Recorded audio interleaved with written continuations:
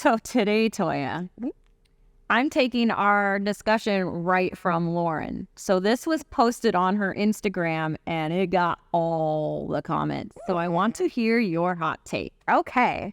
So she says, you're still an artist. You're still an artist if you haven't made art in a while. You're still an artist if you didn't go to art school. You're still an artist if you have a day job. You're still an artist if you don't have a large social media following.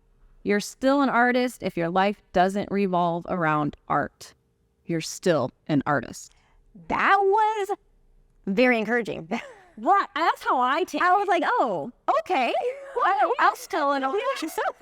I'm like, I don't feel so bad now because I don't have like a lot of followers, or sometimes I don't. Like you yourself, you haven't done it like in a long time, and until the Inktober kind of got you back into it. Exactly. And then there's periods to where you just don't create a whole lot. There is. I mean, everybody has ebbs and flow in their creativity and their motivation. I mean, every famous artist ever has had dry spells. About Van Gogh, he just couldn't function, let alone art. For long periods of time. So it was interesting to me to see a lot of the comments getting mad at this. Why? Because they feel it's undercutting the work of artists who are proactively pouring themselves into something all day, every day. That's not nice. That's not nice. What? No. I mean, okay, cool for you. Right. So I'm glad we're on the same page on this. It's an interesting take on it. And I do feel that way a lot of times when people say things like, oh, you're so talented. Yes, it's a compliment, but it does kind of undercut the amount of work it takes to become talented. It's not just something that happens. You have to practice and you have to keep doing it all the time to continuously improve. But I think that mindset of an artist is there whether you're producing or not.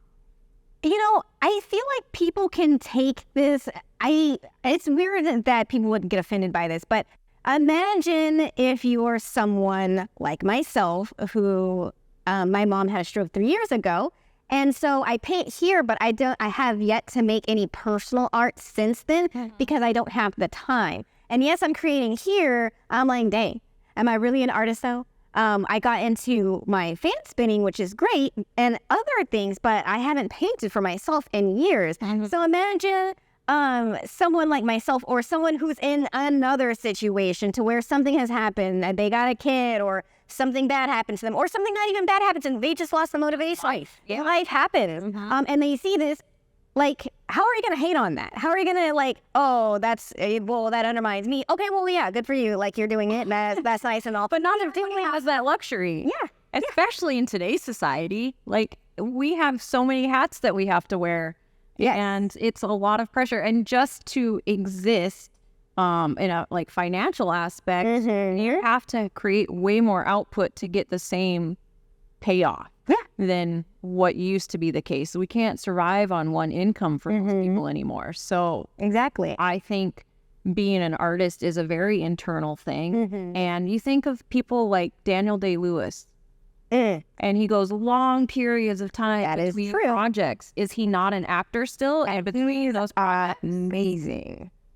I mean, I don't think anybody would ever accuse him of, oh, you're not an actor because you haven't been in anything in the last year, 5 years, whatever. Like, no, he's still that. He has produced in that. Yeah, capacity. Definitely. Oh, yeah, he's top tier. That's what he is. And also, sometimes it takes a lot of work to put your work out there on Instagram. You have to do this, and you got to make the videos, and you got to edit this, and it's sometimes a lot of extra work but when you're painting and doing the work or whatever it is that you're creating, sometimes you forget. I've talked about this with my fiance. He's like, oh, I have to record and I have to do this. And, you know, when I'm in the moment, when I'm creating, I just want to do it. Think about all that stuff, exactly. Right? The business side of it. And I think that's kind of a whole other topic, but it's really harder for artists because they don't have people to advocate for them the same way. You have to advocate for yourself. And the space is more flooded at this point. And so to get followers or anything like that takes a lot more work.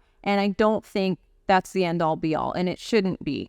I think just being there, putting your stuff out there. That's a hard step for a lot of people, and it's a good first step, regardless of whether you're getting the feedback or not. Just, you have to trust your instinct. Thank you for watching this clip of Spotlight with Purple Easel. We're art instructors at SoCal's largest paint sip studio. Check out purpleeaselplus.com to join the largest online paint and sip community. And you want to make sure to like, subscribe, follow, ring that bell, add to the conversation, comment below, and check out our full episodes at Purple Easel Spotlight.